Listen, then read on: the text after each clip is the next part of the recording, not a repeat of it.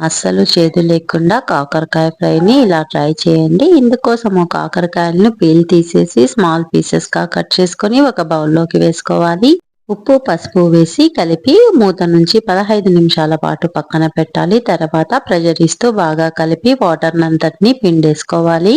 ఇలా చేసుకోవటం వల్ల చేదు అనేది అస్సలు ఉండదు. స్టవ్ పైన ఒక కడాయి నుంచి ఆయిల్ వేసి పోపు దినుసులు, కరివేపాకు వేసి అవి వేగిన తర్వాత కాకరకాయ ముక్కలను వేసుకొని కలిపి మూత నుంచి 50% వరకు కుక్ చేసుకోవాలి. తర్వాత పొడుగా కట్ చేసిన ఉల్లిపాయ ముక్కలను యాడ్ చేసుకొని కొద్దిగా ఉప్పును వేసుకోవాలి. ముందుగా ఉప్పు వేసి ఉంటాం కాబట్టి ఇప్పుడు చూసుకొని వేసుకోవాలి. మూత నుంచి దబ్బ మెత్తపడేంత వరకు వేపుకోవాలి. తర్వాత కారము, బెల్లంను యాడ్ చేసి మూతను తీసివేసి వేపుకోవాలి. చివరలో కొత్తిమీరను వేసి కలిపి దించేసుకోవాలి. రైస్ లోకి చాలా బాగుంటుంది.